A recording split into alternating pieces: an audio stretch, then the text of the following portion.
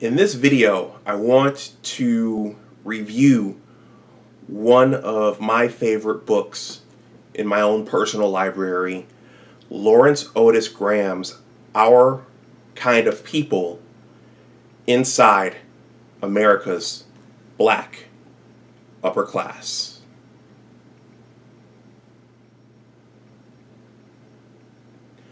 Welcome back to my channel. My name is Dr. Anwar Youssef Dunbar, and this is Big Discussions 76, Entertainment and Media. First of all, please like this video, please share it, and please subscribe to my channel. Well, I'm back with another book review. As I discussed in earlier videos, I discovered that, or should I say, I rediscovered that books are media as well. And in this season of COVID-19, where we can't go to the movie theaters and watch movies, there are other types of media to discuss and, in this instance, revisit. And so again, this channel, actually all of my channels are open canvases for which I can discuss anything as long as I think it's compelling, and as long as my subscribers and viewers think it's compelling, and as long as YouTube's algorithm thinks that it's compelling. So, I was thinking, and I said, oh wow, I need to go back and review Our Kind of People Inside America's Black Upper Class by Lawrence Otis Graham, because for me, that is, or should I say, this is one of my favorite books, and it was quite an eye-opener for me. And I've experienced, not growing up in this social class, I've experienced the contents of this book in my own unique way. And I'm going to explain that, or I'm going to try to explain that in this short review. Hopefully I can get it done within 20 minutes because I have a bunch of other things to do regarding YouTube videos and otherwise. So, Our Kind of People Inside America's Black Upper Class. So, this book is copyrighted for the year 2000. And I first discovered the book when I was an undergraduate at Johnson C. Smith University. I was sitting in the room in my suite, and I was watching Tavis Smiley host a panel with Lawrence Otis Graham, and I think that Dr. Michael Eric Dyson was on there as well, and the two were going back and forth like cats and dogs, talking about Mr. Graham's book and the importance of this book. And I think Dr. Michael Eric Dyson kind of felt like this book was a bit of an insult to the rest of the black population here in the United States. And before I go on, there was a picture circulating on social media a couple of years ago about which the picture had Lawrence Otis Graham and his family in it. And, black folks were making fun of him and his family and belittling him and his family because black people like that tend to draw the coon jokes and the Uncle Tom type of thing. And this is not the only book that Lawrence Otis Graham wrote. He also wrote a book called Member of the Club, and I remember going home to Buffalo one summer and pulling that book off the shelf at the downtown Buffalo Public Library because it just looked interesting to me. And it turned out that Mr. Graham had gotten a nose job. He talked about that in the opening of the book, and the book was about ascending in social class, and I think fitting into corporate high-class white society as well. And I could be speaking on that because I read the book about 20 years ago. But my stepfather at that time, he was a bit of an activist, a community activist up in Buffalo, and he didn't particularly kind of turn his nose up at the book as well. So there are black people who frown upon these types of materials talking about America's black upper class and those bougie folks. I actually have an auntie, in the black community. We have aunties and cousins and brothers and sisters from other families who were not related to by blood, but this auntie has a daughter who she repeatedly calls bougie because this daughter wants to be in the black upper class, and I think sometimes she comes across acting like she's better. In any case, that's how I found the book. So in terms of, and I'm reading some notes here, but in terms of the book's significance, for me personally, this book is significant because I never heard anything about this growing up. I would come from what I would consider a lower middle class family on Buffalo's east side. Both of my parents are first generation college students. So I think for that generation, it was a big deal to go to college. And of course, they encouraged us to go to college. But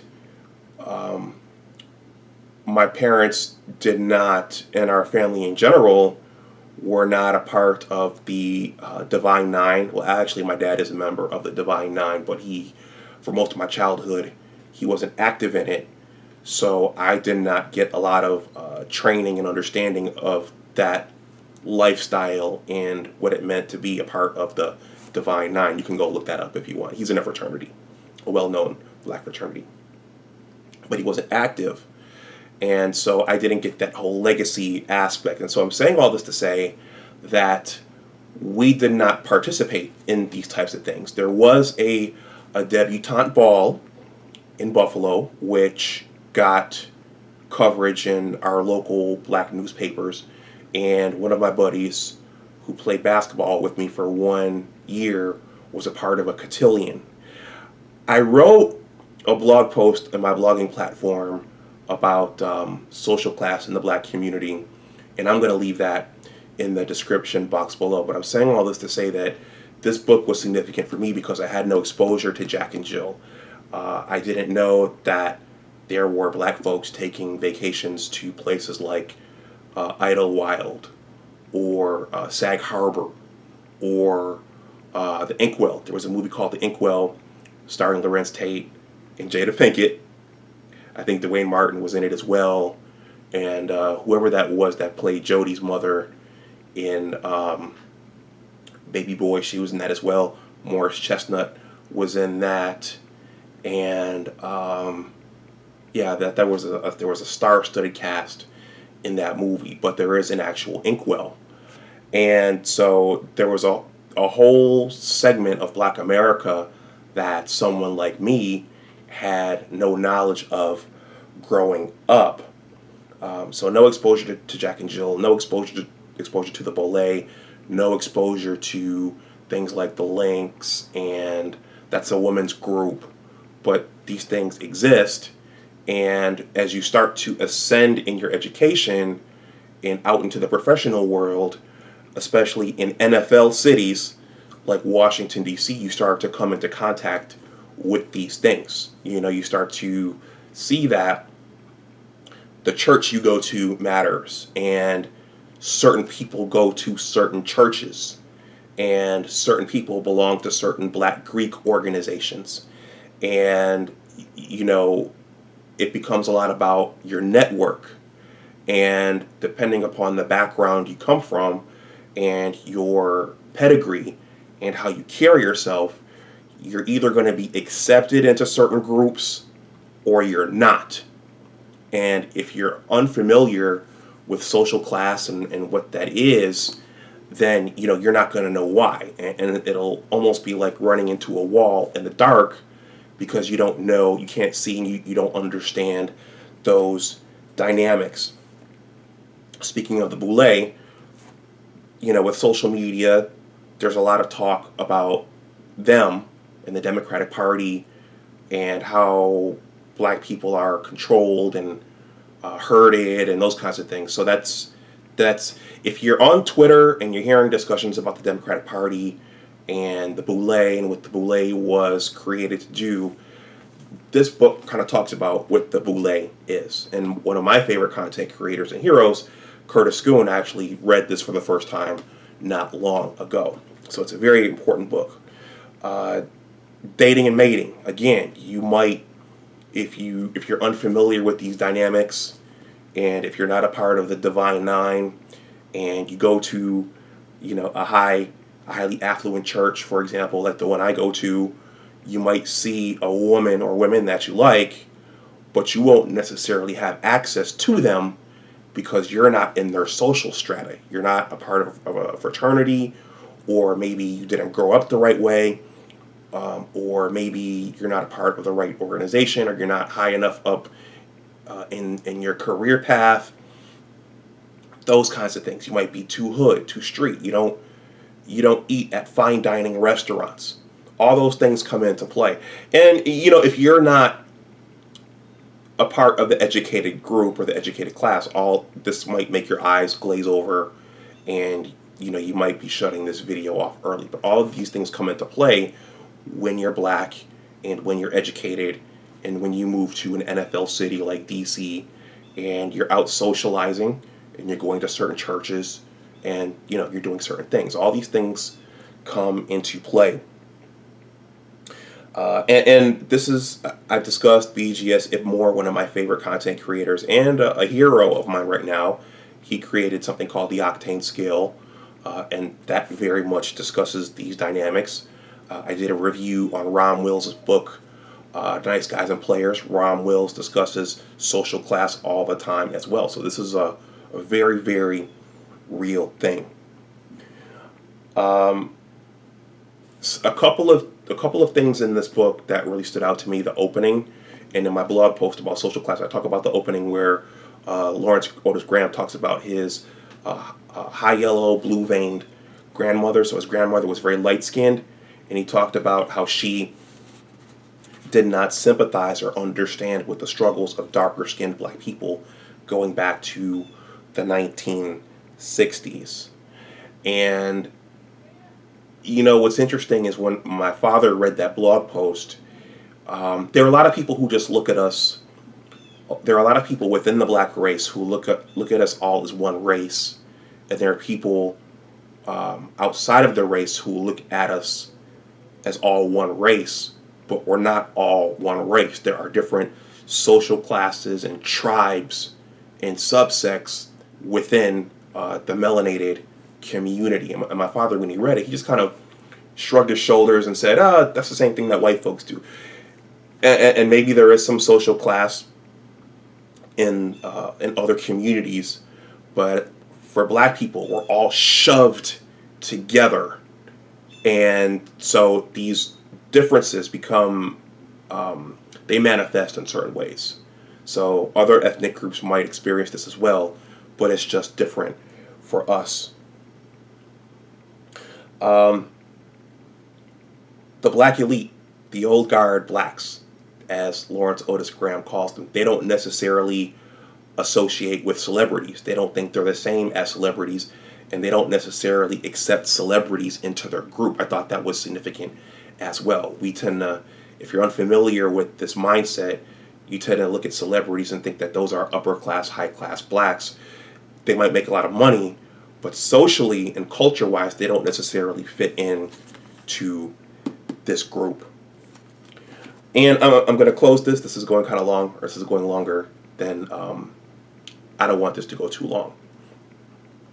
But I highly recommend this, again, for educated blacks, especially those coming from the lower social stratas, social economic stratas, who are ascending in their education and who are moving to NFL cities like DC and Miami and New York and Dallas and Houston. I got the term NFL cities from a content creator I watch frequently, and who I'm a Patreon of, named Kevin Samuels. He talks about that, and because he argues that there are certain cities where black people are highly congregating, and so that's the significance of the term NFL cities. So I highly recommend this for black educated people or students on the way up who come from modest means like the means I come from. And I'm not saying that I'm not thankful for the background I come from, because I'm thankful for it, but depending upon where you come from, there are just certain things that you have to navigate once you get out into the real world, especially in the black community. So I think I'm going to stop this here. Those are all of my notes. I highly recommend this book. It's very, very significant. And it's always better to have an awareness of what's going on. And it's, again, even though we all may be the same complexion, we're not all the same. And we don't all view each other the same way. And we don't all necessarily associate with each other. And there are reasons for that. So in any case, let me know what you think in the comment section below. Please like this video, please share it, and please subscribe to my channel. Take care, and as always, remember that your attitude determines your altitude. I will talk to you the next time. Bye-bye.